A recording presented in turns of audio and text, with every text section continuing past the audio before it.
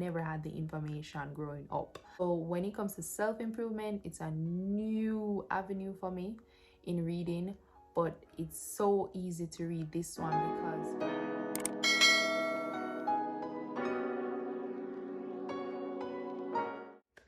hey guys, welcome back to the Tovia channel, where everything is good here. On this channel, you will find content related to beauty, hair, and stories from a Jamaican girl navigating her way through life, especially after college. The world's mine oyster, quoted by Shakespeare. I have the opportunity to seek what value life has to offer, and so should you. For all you bookworms following along, today's video will be on 3 books I believe you should read before you graduate. I'll be covering key gems and lessons learned after reading these books. Higher reading equals higher information. Before I get into this video, make sure to subscribe if you want to hear more from me. Click that bell so you never miss a video. And make sure to watch till the end because I have added a bonus book that I'm actually rushing to complete, and I do believe it's a great addition to your reading list. For each book that I'm gonna highlight, I will provide a summary of the book, the gems that I've learned, and also a reason as to why I bought the book. Okay, so let's get into it. So the first book is How to Win Friends and Influence People by Dale Carnegie. And I actually bought this one in hardcover. So you see, I'm a reader, and if I buy a book, hardcover, paper and all, and have it in my bookshelf or have it set aside, you know I needed that book. So I do have some notes on my laptop right here, and I am going to read a summary of the book for you. It's a self-help classic that reads as a life manual. The core idea is that you can change other people's behavior simply by changing your own. It teaches you the principles to better understand people, become a more likable person, improve relationships, win others over, and influence behavior through leadership. It goes through fundamental techniques to handle people and a bunch of ways to make people like you and how to win people to your way of thinking. I know it sounds shallow and seemingly like just a persuasive tool or tactic, but it isn't just that. No, the book shows a series of short stories in each chapter that points to different people who in one way or another improve their social skills, negotiation skills, or attempts at the principles Carnegie provides so that they can apply and improve themselves at work, home, or even in their personal affairs. All right, so 2 gems for me from the book. Carnegie shared the principle, be a good listener. Yeah, straightforward, but the chapter itself was it knocked it out of the park for me. He said, encourage others to talk about themselves. It is an easy way to become a good conversationalist. After sharing over 6 short stories in that one chapter, Carnegie captures the principle by stating, to be interesting, you have to be interested. Yeah. The second gem is the secret of Socrates. So it's the yes technique, which allows people to agree with you. Yay! This technique shouldn't be used lightly. All right, so let me share a paragraph with you to better explain. So I'm gonna open up the book and read. It says, Socrates, the gadfly of Athens, was one of the greatest philosophers the world has ever known. He did something that only a handful of men in all history have been able to do. He sharply changed the whole course of human thought, and now, 24 centuries after his death, he is honored as one of the wisest persuaders who ever influenced this wrangling world. And then it's page 64. All right. So I want to go into the yes technique a little bit more because this video wouldn't be complete unless I shared all of it with you. So it goes like this. So when a person says no and really means it, he or she is doing far more than saying a word of 2 letters. So this is right out of the book I'm reading, okay? The entire organism, glandular, nervous, muscular, gathers itself together into a condition of rejection. There is usually in minute, but sometimes in observable degree, a physical withdrawal of readiness for withdrawal. The whole neuromuscular system, in short, sets itself on guard against acceptance. When, to the contrary, a person says yes, none of the withdrawal activities take place. The organism is in a forward-moving, accepting, open attitude.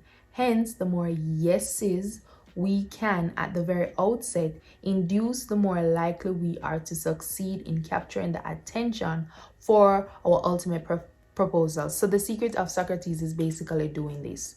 You ask the individual 2 questions that you know, in fact, you will get the answer yes from. And then ultimately, the ultimate question you wanted to ask, which you do want a yes from, you ask thirdly. All right? But the 2 questions before the third one should at least meet up or be in relevance to the final, third, and true question. This helps me to identify the core of what I wanted people to agree to. And most cases, there was nothing for them to agree to with me other than my ego. I don't know how to explain it, but it's as if we human beings in general, we have this audacity to want people to just be in agreement with us all the time, and we don't recognize that sometimes we may be far off. There's no point in what we're either trying to say or even do. So why I bought this book? I bought this book right after my internship, and y'all know how that internship went. I did share a story time on this channel. You can check out the video. I'll put it in the click card somewhere here.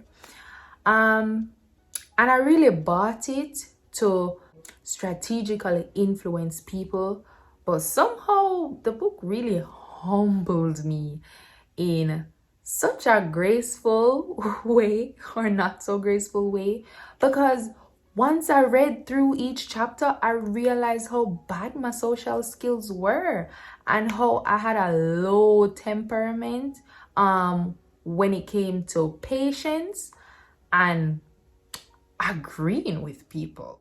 So book 2 is The Defining Decade by Meg J.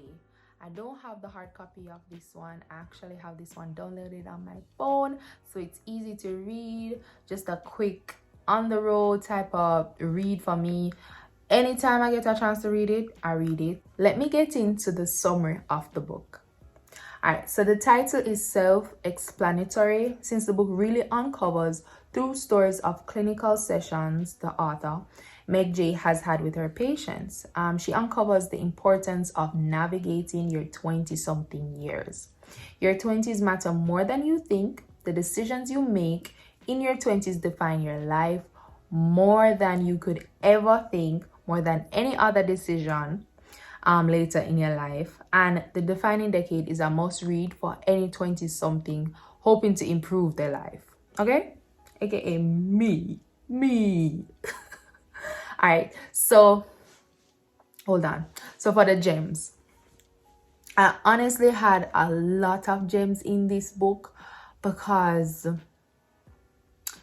I am a 20-something year old, right? So it's like every chapter was a gem for me. The book has reminded me to prepare my foundation, to start preparing my foundation for my future, my generations, and all that type of stuff.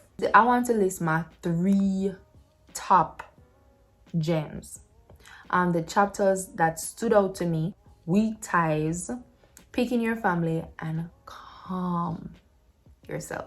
Those 3 chapters really stood out to me. All of them, of course, are top gems for me. It's a must-read book, as I said. The titles of each chapter are very explanatory, but let me get into the chapter Weak Ties. This chapter was a little bit mind-boggling for me at first because I'm thinking about weak ties and I'm thinking about friendships, I'm thinking about relationships that I have, acquaintances, and I'm like, all right, for cut off, for write off of the list here, for put on the bad list, for put on a good list. But this chapter wasn't like that at all. It was merely identifying as a young person. It was identifying to me that as a young person, you have to network and you have to make that networking work for you. And you know that saying how birds of a feather flock together and what have you, and how it's just a case where persons of the same breed, the same interests, the same likes, they're going to stick together, and persons who are different are going to part, right? But this chapter really explained the strength of weak ties, the strength of people that you are not very close with. And it also speaks about strong ties like your family and your relationships, your intimate relationships. And it touched on, it's a term, urban tribe, and how these people in your circle that you know well, they take care of you, but in some cases when you need them the most, they're not there. And it's not for you to even worry about it. It's not for you to cast it as good or bad. It's just the cycle of where you're at in your life, and how as a 20-something-year-old, it's not for you to be huddling together with all the people in your life that you've known and just sticking to just that one bubble. This chapter, it really embraced and highlighted how you're moving, you're elevating, more comes, more goes. I want to read an insert, I want to read something, a little section from the book to kind of explain weak ties a little bit more for you. So according to Granovetter, not all relationships or ties are created equal. Some are weak and some are strong, and the strength of a tie increases with time and experience. The more we have been around someone, the stronger the tie, because likely we have shared experiences and confidences. In childhood, strong ties are family, your best friend. In the 20-something years, strong ties grow to include the urban tribe, the roommates, your partners, or other close friends. Weak ties are the people we have met or are connected to somehow, but do not currently know well. Maybe they are the coworkers we rarely talk to, or the neighbor we only say hello to. I have quite a few of those. And we have all, it says in the book, we all have acquaintances we keep meaning to go out with but never do. And friends we lost touch with years ago. Weak ties are also our former employers, our professors, and any other associations who have not been promoted to close friends. So you guys get an idea of the weak ties. Like, it really set up my mind. It set me up. It set me up. And then the chapter Picking Your Family is really talking about dating and how you don't just date for your partner only, you date for the family too. Like, it sounds a way, but sometimes when you get into a relationship, it's good to also look at the family, look at what it offers for you, and also what it doesn't offer for you.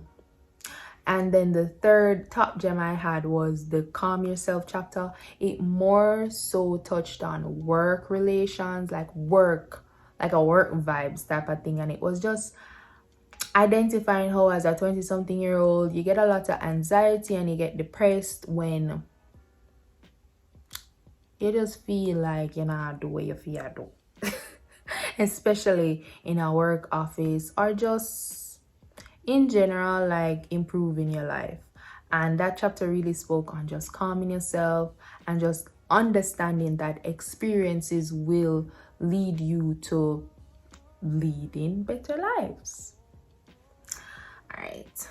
Now, why I bought this book? I spotted this book on an entrepreneur's page, and I was hooked because I do take inspiration from that entrepreneur. I knew I had to give the book a quick read. I didn't expect to read it that long. To tell the honest truth, it blew my mind because I expected the book to read to me and be like, oh, this is what you should do as a 20-year-old. This is what you should not do.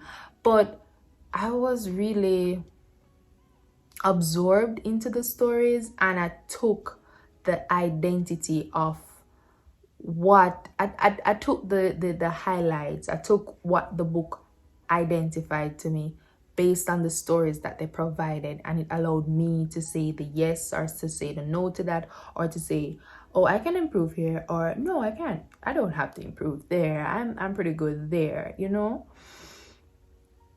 It's much like a storytelling book, and the young adults that Meg J encountered in some way or form, they symbolize an insecure thought or obsession that I had to get over.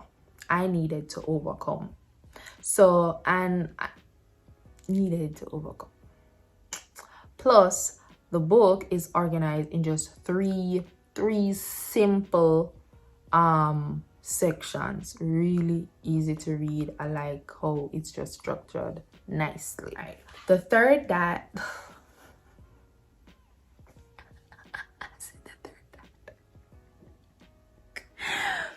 book 3 is Rich Dad Poor Dad. Look, come on, y'all. You guys know this one. This one is by Robert Kiyosaki. Yeah. All right, let me quickly read the summary. So Rich Dad Poor Dad is about Robert, the author, and his two dads, his real father, the poor dad, and the father of his best friend, the rich dad, and the ways in which both men shaped his thoughts about money and investing. The book explodes the myth that you do not need to earn a high income to become rich. All right. So one gem I had from this book was the chapter called Work to Learn and Don't Work for Money.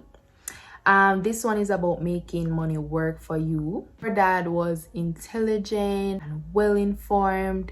He earned a good income, but he worked for money because job security was important to him, while Rich Dad became a millionaire by working to learn. So why I bought this book? I know it's a cliche. No, let me not say that. It's a book that a lot of persons recommend young adults to read, or in general anyone to read if they are on a path to financial success and so forth and what have you. But you know, like when sometimes something is overrated, this one is not. I expected it to be overrated, but it's honestly straight to the point, revealing things that I never had the information growing up. And just to have a storytelling type of, as you can tell, I like story books, storytelling type of books. So when it comes to self-improvement, it's a new avenue for me in reading.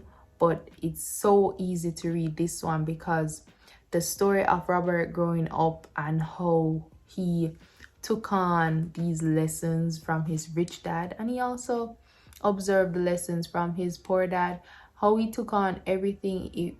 It really, I think it's possible. I think it's possible for anybody once they just have that information available to them. On to the bonus book that I'm currently rushing to finish. I think it's gonna be a good addition to your list, especially if you're not familiar with money. This book is The Psychology of Money by Morgan Housel. The book delves into the psychology behind our financial weaknesses. Housel considers how past experiences, moving the goalposts, and being cold irrational can worsen long-term financial gains. Alternative is having clear, reasonable financial goals that are over reliant on historical financial performance. If you can implement these approaches, you can be financially successful in the long run. So since I just basically started the book, one of the gems so far is the chapter on never enough.